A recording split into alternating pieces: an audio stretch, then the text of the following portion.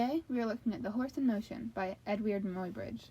The writing below the grid of 12 photographs identifies the running horse as Sally Gardner, owned by Leland Stanford. The photographs show each stage of a horse's stride while running, really highlighting the motion of a horse into individual images. Avast, me hearties! Before we set sail into the depths of formal discourse, let's hoist the sails of context and set our bearings straight.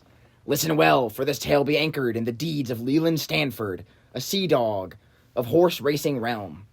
He harbored a bold theory, he did, swearing by the stars above that when a steed be galloping, all four of its mighty legs take flight from the earth below.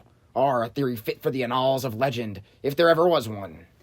Though before photography, due to the human eye's inability to capture speed at high qualities, there was no way to prove this hypothesis. The natural motion of a galloping horse wasn't revealed until Muybridge and Stanford's experiment. Afore Muybridge hoisted his flag, they be proving this notion with the daring flying gallop technique.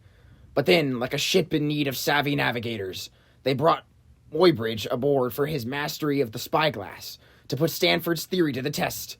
Aye, 'twas a grand adventure on the high seas of science. Oh, yes, of course.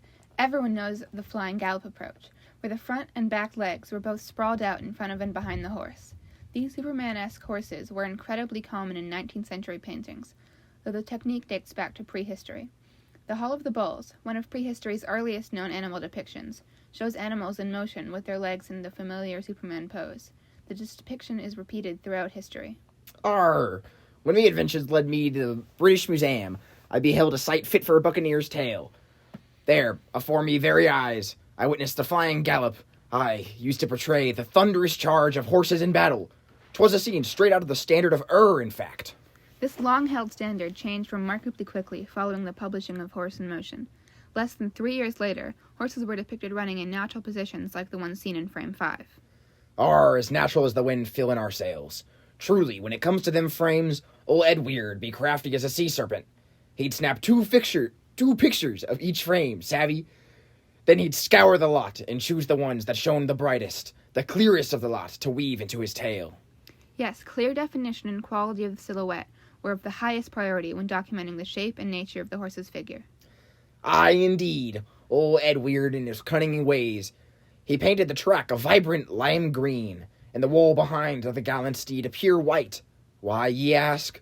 So them silhouettes would stand bold and clear against the canvas of his creation, like stars in the night sky. Aye, a master of his craft he be. The negatives were developed as album and prints. Album and printing was the first photographic printing method that allowed the positives to be printed on paper, where previous methods could only use metal. The images are developed using UV exposure, making the end result a print instead of a photograph, which would require chemical developers. Album and printing overtook the daguerreotype method to become the primary method for the second half of the 19th century. Ye scallywags, look upon these images with wonder and ponder. How in the 7 seas did he capture such sights? Must have had a fleet of 24 cameras. And ye'd be bang on the mark. Those cameras were there, rigged with Muybridge's swift shutters, crafted special for this grand adventure. And the way those shutters snapped shut, controlled by a clever tripwire hidden beneath the hooves of the mighty steed, are the wonders of science, me hearties. Edward was primarily interested in photography in the pursuit of scientific study. His many album and prints are a proponent of photographic truth, or the idea that cameras were made to capture true and unaltered snapshots of life within a fraction of a second, and that those frames were the purest visual representation of life. Aye, listen here, ye scallywags. This notion of photographic truth be not but a blasted myth. Cast your gaze upon the run, and you'll see a semblance of natural progression in the first 11 frames. But mark me words, the horse comes to a jarring halt at the end. Hear ye. Let it be known that this decision be not rooted in the realm of science, but rather 'tis an artistic gambit. As sure as the North Star guides the way, 'tis a choice of aesthetics, not of scientific creed, to bring the sequence to a resolute close. Disapproved, I say, disapproved indeed. Edward Muybridge was born Edward James Muggeridge, but he changed it to Edward Muybridge because he believed it was the original Anglo-Saxon version of his name. Ye scurvy dogs, listen up, for I be making a proclamation. From this day forth, I be changing me name to Cesare. That's right, Cesare. Be the name that I'll strike fear into the hearts of landlubbers and pirates alike.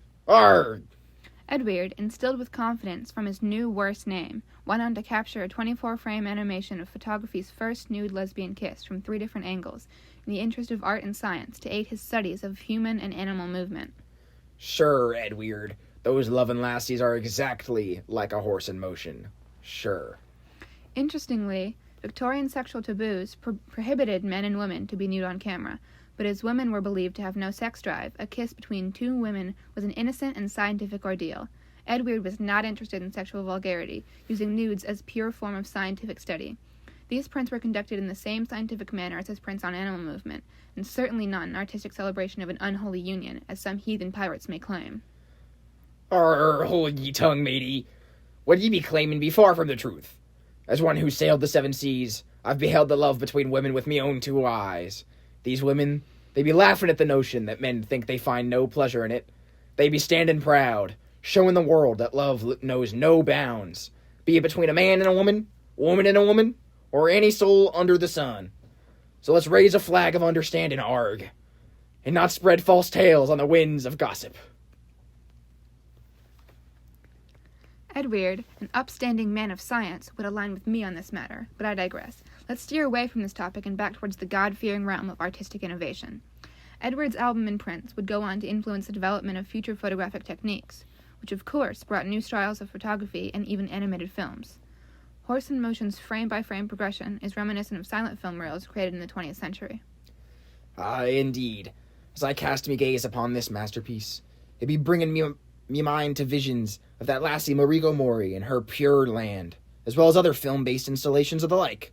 Aye, while these works chart their courses through different seas of expression, one in the realm of the physical, with the thundering hooves of the horse, and the other of symbolism in digital sorcery with sprites and eccentric clouds, they both hoist the sails of movement and dynamics.